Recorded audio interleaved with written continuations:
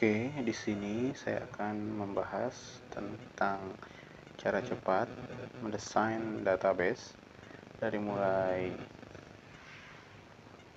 desain DFD-nya ya. Yang pertama, kalian harus membuat DFD-nya dahulu, terus kalian tempel aja di Excel buat jadi patokan kita buat tabel. Terus yang kedua kita analisis lagi kira-kira tabel apa aja yang diperlukan. Yang pertama user, pasti ya, user ini buat login atau hak akses ya, kita tambah keterangan aja. Oke, kita kasih warna, terus kita masukkan keterangan manajemen akses aja, akses aplikasi. Jadi si tabel user ini berguna untuk akses aplikasi ya. Jadi di user ini terdapat username password kayak gitulah. Selanjutnya adalah anggota untuk menyimpan data anggota. Terus yang ketiga kita kasih lebar dulu ya, karena ada mepet. Kasih lebar dahulu. Oke, selanjutnya kita tuh butuh data buku ya, pasti tuh data buku tuh pasti untuk nyimpan buku ya, karena inti dari perpustakaan kan selain brandware-nya pastinya juga buku sebagai entitas penting ya. Oke, rapiin dulu. Terus selanjutnya kita lihat dulu DFD-nya, kira-kira butuh apa lagi. Data informasi, buku anggota, petugas, verifikasi, informasi data anggota, udah, buku, petugas. Oke, transaksi aja. Untuk menyimpan data transaksi ya, inti dari peminjaman dan pengembalian kita simpan di data transaksi. 1, 2, 3, 4 tabel. Selanjutnya apakah masih ada kayak data? Kayaknya kita perlu deh buat nyimpen data pegawai ya. Sip, data pegawai aja ya. Pegawai itu bisa admin, petugas, meskipun orang lain yang tidak termasuk dalam sistem juga atau tidak berhubungan langsung dengan sistem, itu namanya pegawai kan. Misalnya ada office boy dan lain sebagainya, itu masuk ya. Oke, selanjutnya kita rapihin dulu. Kita cukup lah 5 tabel ya. Si pegawai ini misalkan ya ada parameternya admin sama petugas dan lain-lain sebagainya, itu contohnya ya. Kita buat kotaknya dulu biar sedikit lebih rapi. Oke, analisisnya udah berhasil ya, kita udah punya 5 tabel dari berdasarkan analisis dari DFD tadi. Kemudian per tabelnya ini kita detailin lagi. Misalkan yang pertama tabel user. Oke, tabel user ini fieldnya apa aja, intinya kayak gitu ya.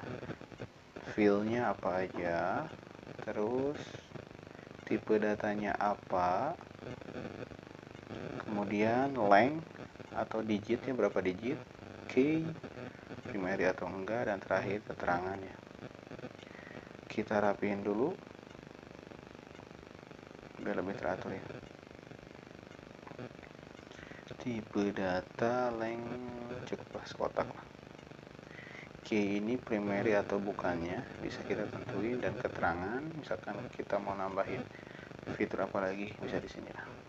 Itu buat notice aja buat kita.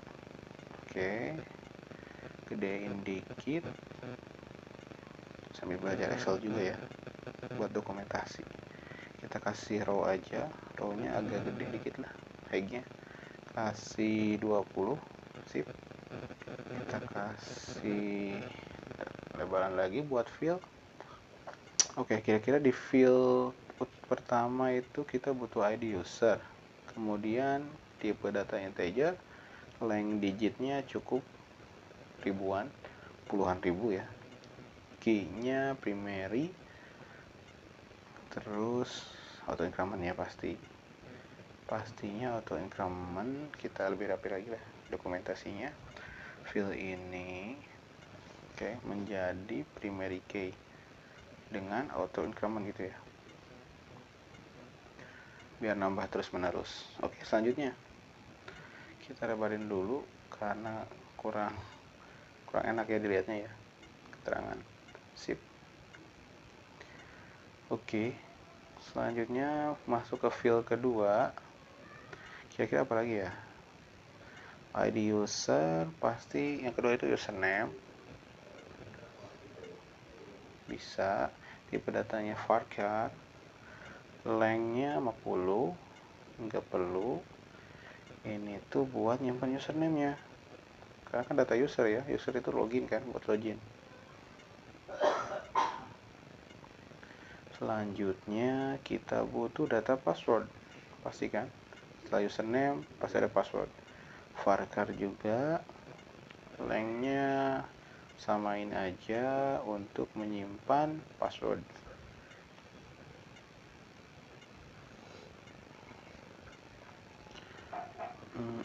Isu saya salah lagi, bentar, benerin dulu.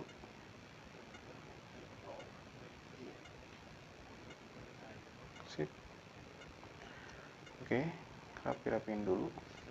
Selanjutnya kita butuh level.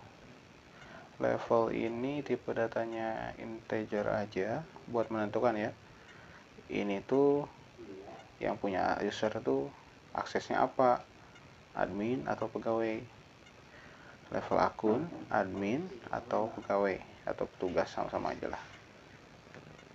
Oke, kita kasih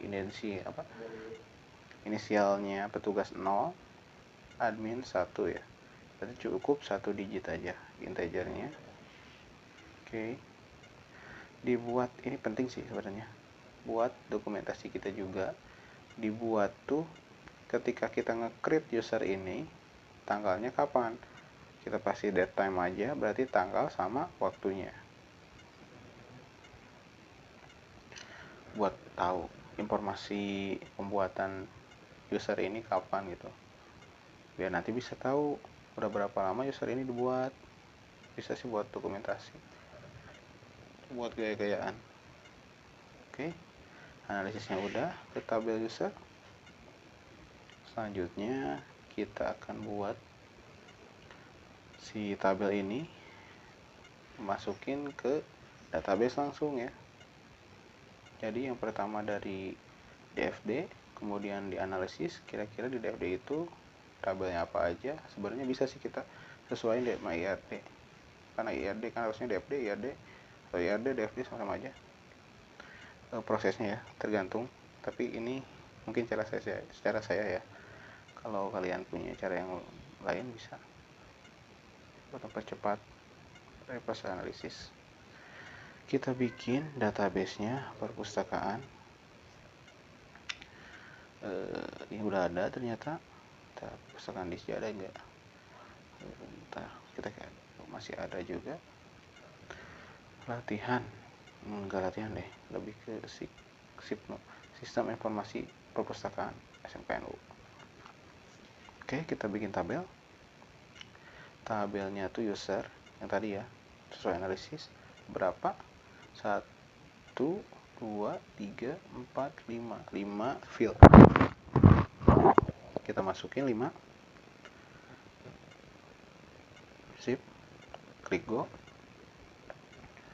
Oke, udah itu kita masukin field-fieldnya nih sesuai dengan analisis tadi.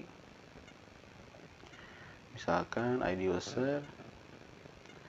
Oke, kita masukin di fieldnya ya, ID user, terus masuk ke username. Oke, setelah itu masuk ke password. Oke, setelah password level. Oke, setelah itu ke dibuat pada atau create by ya, create date. Kini kita lihat tipe datanya integer, varchar integer datetime. Oke. Kita masuk dulu integer ini kita 10.000 aja. 4 berapa sih? 5 ya. Berarti 5 tuh puluhan ribu. Oke, username kita masukin varchar, length 50, passwordnya sama, lengthnya 50 digit ya. Level kita masukin integer, lengthnya cuma 1, dibuat pada date and time. Sip, sekarang kita nentuin primary key. Oke, ID usernya kita kasih tanda aja ya, warna merah. Sip, kasih tanda, terus kasih auto increment, otomatis ya primary ya, pastinya primary. Oke, udah beres, kita langsung save ya. Sip, kita udah. Nah, lihat, ini kita udah bikin tabelnya sesuai dengan analisisnya, analisis cepat. Kita tinggal bikin 4 tabel lagi, gitu kan. Yap.